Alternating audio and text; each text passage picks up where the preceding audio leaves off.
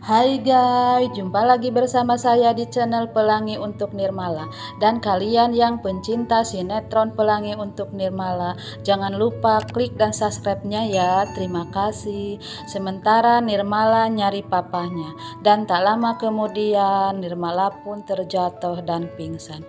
Dan Susmeri pun melihat Nirmala terjatuh, dan Susmeri pun buru-buru menolong Nirmala. Dan Susmeri pun menelpon Anas, malah sopirnya yang mengangkat. Di sisi lain Ratna beli obat dan berpapasan sama Anas. Anas bilang benar-benar mirip Anggini dalam hatinya. Dan Ratna pun pergi. Sementara Arifin ketemuan sama Alia, adiknya Anas. Dan mereka pun pesan makanan. Ratna pulang diikuti sama Anas, dan Ratna pun merasa ketakutan, dan Ratna pun mau lari tapi malah jatuh, dan Anas pun menolongnya. Sementara Ojon di tempat dia nongkrong, dia bilang sama teman-temannya kalau dia harus mendapatkan Ratna untuk jadi istrinya.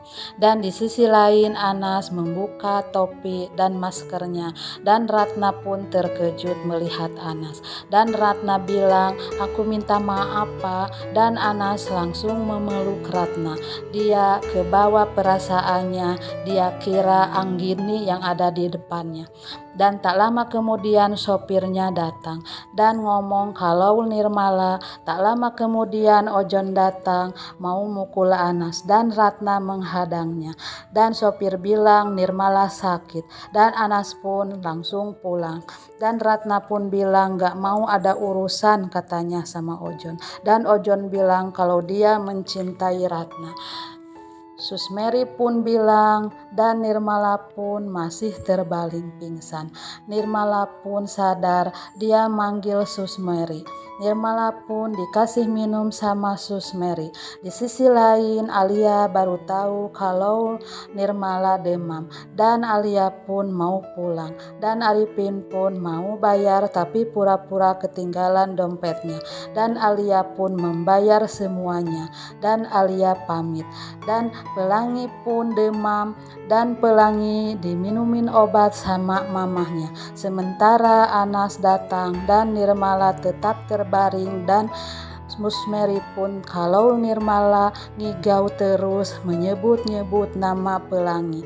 Dan Anas pun merasa bersalah karena dia melarang Nirmala main sama Pelangi. Di sisi lain Pelangi pun ngigau Nirmala, dan Ratna pun merasa bersalah karena dia melarang Pelangi main sama Nirmala. Dan Pelangi pun mengingat Nirmala, dan Nirmala pun sama ingat sama Pelangi. Di sisi lain Alia nelpon Diana, dan dia bilang kalau dia sedang jatuh cinta lagi. Dia sudah ketemu orang yang dicarinya. Di pagi hari Pelangi bangunin ibunya, dan Nek Sukma pun datang dan bilangin alhamdulillah kamu sudah sembuh nak. Dan mereka pun sholat bareng. Sementara di rumah Nirmala mereka pun baru bangun, dan Diana pun pura-pura baik sama Nirmala. Dan anak-anaknya merasa cemburu kalau mamahnya perhatian sama Nirmala. Dan Anas pun pergi mau kerja, dan Susmeri pun bawakan sarapan untuk Nirmala. Tapi Nirmala nggak mau kalau nggak ada Pelangi katanya. Mau makan kalau ada Pelangi. Nirmala pun haus dan dikasih minum sama Diana. Dan Alia pun nelpon Arifin tapi ragu-ragu. Dan di sisi lain Arifin mau pinjam uang sama Andre. Dan Alia pun nelpon Arifin, dan Alia pun bilang aku deket kantor kamu katanya.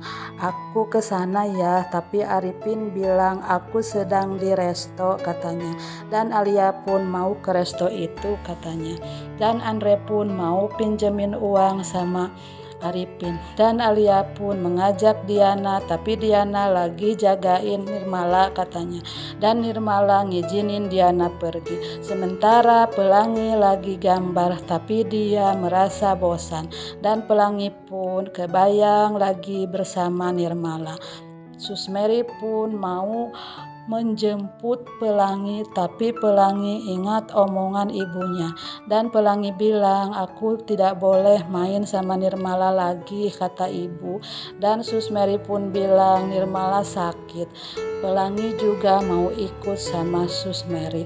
Di malam hari Alia pun nelpon Susmeri dan Diana pun pamit sama Nirmala dan mereka pun pergi. Dan Susmeri pun membawa Pelangi dan nyamar. Dan Diana nanya, benar kamu teman Nirmala? Iya, kata Pelangi. Dan di kamar Nirmala nungguin Susmeri. Tak lama kemudian Pelangi datang. Dan Nirmala gak ngeliat Pelangi sama sekali karena Pelangi nyamar jadi orang bule. Dan Pelangi pun senang, Nirmala pun langsung memeluk Pelangi. Nah, begitulah alur ceritanya. Silahkan tunggu di episode selanjutnya.